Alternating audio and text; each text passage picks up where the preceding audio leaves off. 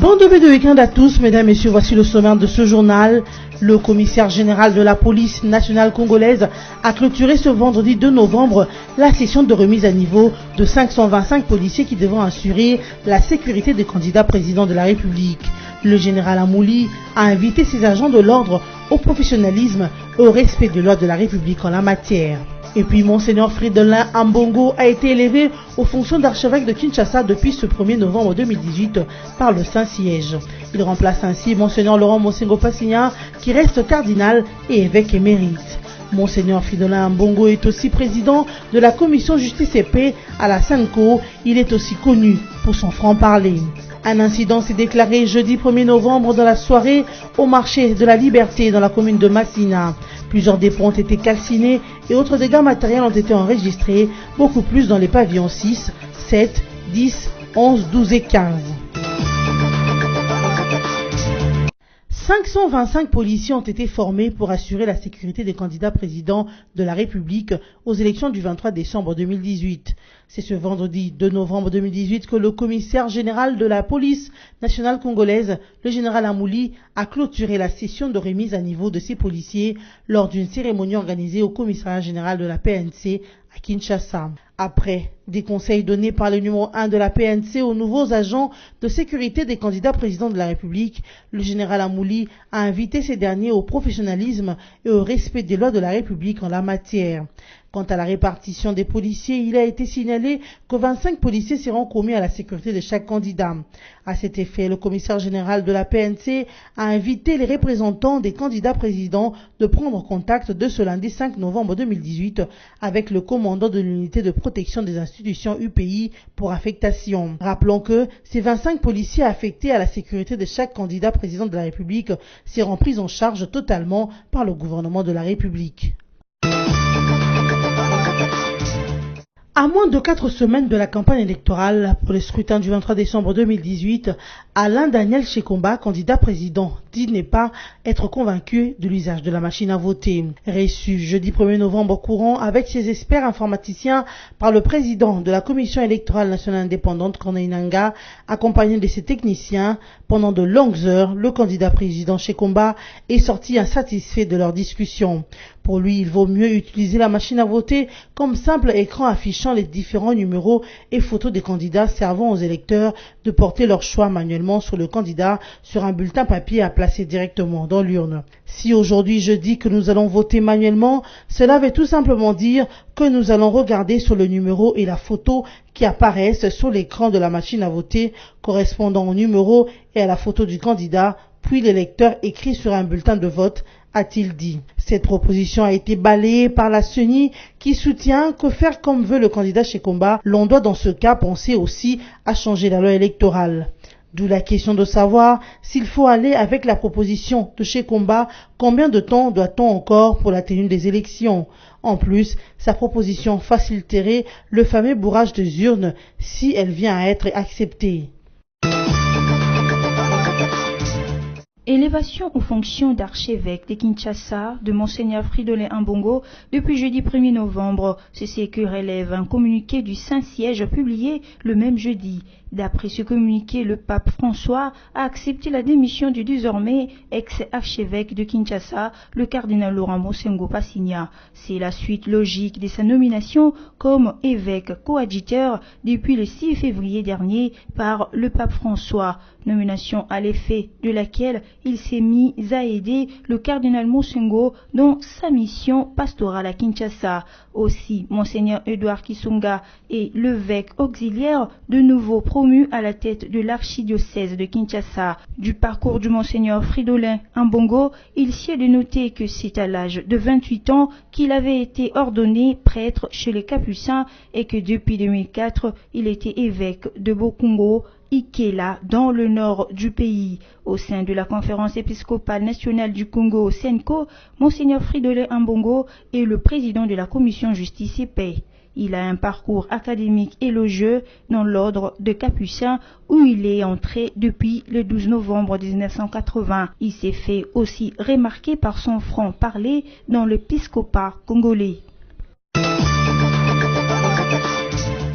La présidente de l'Union panafricaine de la jeunesse, Francine Muyumba, invite la jeunesse africaine à s'engager corps et âme dans la lutte contre la corruption. Elle définit la jeunesse comme l'espoir du continent noir et la frange du peuple capable de jouer un rôle clé dans le combat pour une Afrique sans cette antivaleur qu'est la corruption.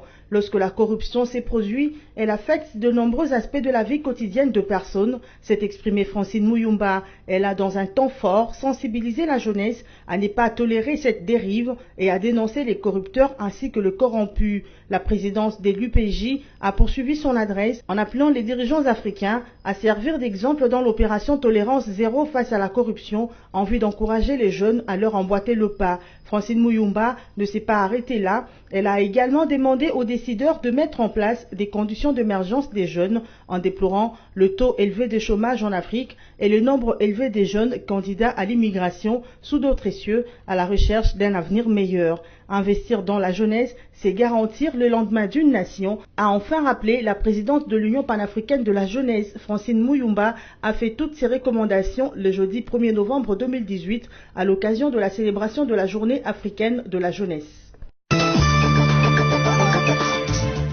Plusieurs dépôts du marché de la liberté dans la commune de Massina à Kinshasa ont pris feu le jeudi 1er novembre 2018 suite à un incendie déclaré vers 18 h.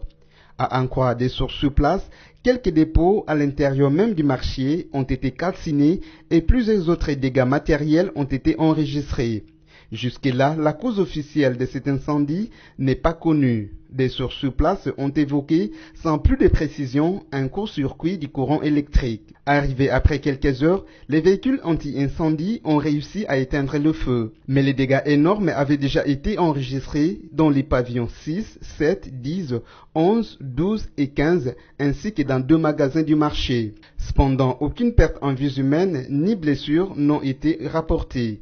Ici est de rappeler que le marché de la liberté est l'un des plus grands marchés de la ville de Kinshasa.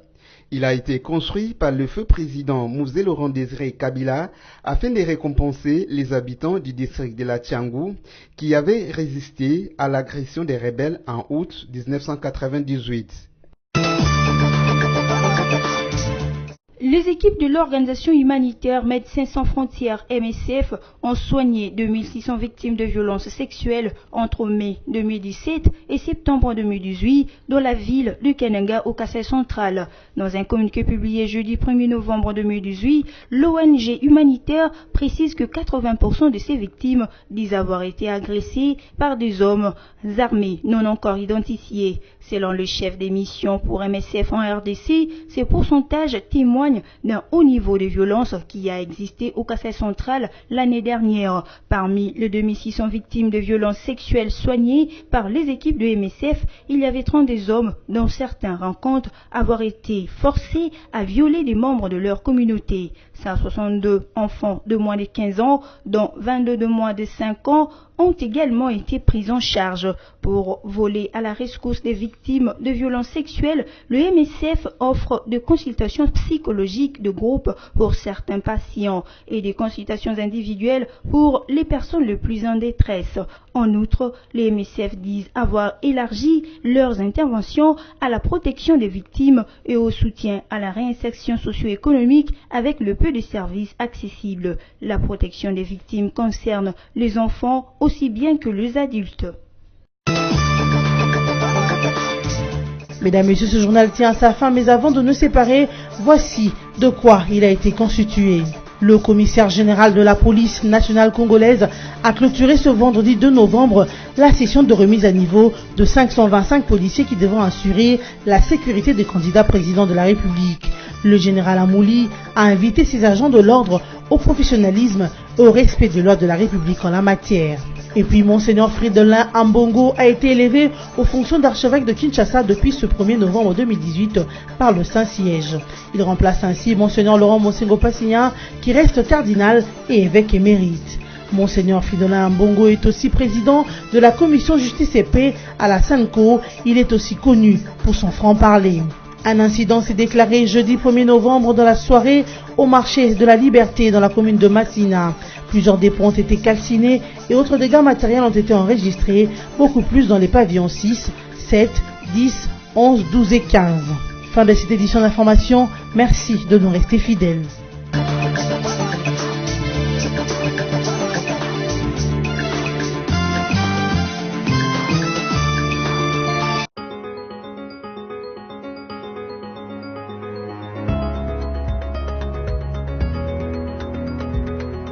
Bienvenue mesdames, messieurs à la revue de presse de ce vendredi 2 novembre 2018 sur BC TV. Commençons avec les sites d'actualité Congo Virtuel qui titre « Sondage Bercy GEC, encore un bidonnage de Kamitatou ». Après avoir échoué de bloquer le processus électoral avec des pressions successives sur la décrispation du climat politique, la sécurisation des candidats à la présidentielle, la machine à voter, les enrôlés sans empreinte digitale ou encore la capacité du gouvernement à financer les élections, la main étrangère tente d'influencer en voulant orienter psychologiquement le vote. Un coup d'épée dans l'eau s'il en faut au regard du tollé général suscité par ce nouveau bidonnage de l'association GEC Bercy. Pour la troisième fois, l'association GEC, groupe d'études sur le Congo, et Bercy, bureau d'études des recherches des consulting international, vient de se fondre dans un sondage d'opinion sur les intentions de vote des Congolais à la présidentielle. Si les deux premières productions de 2017 et mi-2018 ont toujours donné Moïse Katumbi comme vainqueur des élections, alors que la majorité n'avait même pas encore désigné son candidat, cette fois-ci c'est Félix Tshisekedi qui l'emporte devant Vital Kamerhe, qui pourtant venait bien de loin dans les précédents sondages, et Emmanuel Ramazani Shadari, qui vient à peine d'être reconnu comme candidat de la majorité FCC. Les observateurs n'ont pas mis longtemps pour décrypter la finalité d'un tel sondage qui sort des conditions particulières et dans un contexte tout aussi particulier. C'est en effet par la voix d'un diplomate basé à Kinshasa que les documents ont commencé à circuler dans les réseaux sociaux avant que ses auteurs ne se disent à lever l'embargo par rapport à la date qu'ils avaient fixée de le publier. Et le contexte est celui de la sortie officielle du Front commun pour le Congo FCC qui a fait un raz-de-marée lors de son meeting au stade Tata Raphaël. Normal alors que les analystes estiment qu'il s'agit ici d'une façon de vouloir conditionner l'opinion pour orienter les prochaines élections. L'argument a d'autant plus de taille lorsqu'on sait qui sont derrière ces deux structures. Poursuivons cette revue de presse avec Forum des As qui note en grand titre « Pour des élections incontestables, Sami Badibanga propose un menu à 3 recettes ». Arithmétiquement, 51 jours séparent le Congolais de la date effective des élections prévues le 23 décembre prochain. Entre-temps, la question de l'utilisation de la machine à voter et celle de 10 millions d'électeurs enrôlés sans empreinte digitale demeurent au cœur d'une controverse de plus en plus persistante. Si la centrale électorale appuyée par l'UDPS et la coalition au pouvoir s'en tient à l'usage de cet outil informatique, une majeure partie de l'opposition, telle qu'un vieil coq debout sur ses cercos, y oppose un souverain refus. Faut-il aller au scrutin dans des conditions qui plantent déjà les décors de la contestation des résultats du scrutin? Toute la problématique se trouve là. Si une chose est d'organiser les élections, une autre et la plus importante est de faire en sorte que le verdict des urnes soit accepté par tous. Mais comment y arriver? C'est donc ça, le plus grand défi à relever. Dès lors qu'on sait de l'opposition, certains acteurs boudent déjà les résultats de vote avant même que celui-ci ne soit réellement organisé, il y a problème. Devant la délicatesse du problème, l'ex-premier ministre Sami Badibanga Ntita, l'un des 21 candidats président de la République, estime qu'il faille mettre un terme aux jérémiades et faire des propositions concrètes. Il constate que 3 points sont d'une opacité que si on s'y prenne mal, mettent en danger la crédibilité des résultats. Le premier, selon lui, l'usage de la machine à voter par la CENI sans consensus, les seconds et les systèmes informatiques centralisés, puis finalement la fameuse actualisation du fichier électoral. Selon Sami Badibanga, la conjugaison de ces 3 éléments constitue une véritable menace à la fiabilité, l'intégrité et la sécurité aussi bien de vote que des résultats. Bouclons cette revue de presse avec les sites de la radio Okapi qui écrit « Nord Kivu, paralysé d'activités commerciales à Mangouré-Jipa ». Les opérateurs économiques à Mangouré-Jipa dans les territoires de Lubero au Nord Kivu observent depuis 4 jours une grève pour protester contre les arrestations arbitraires opérées par les services de sécurité. Ont indiqué jeudi 1er novembre des sources locales.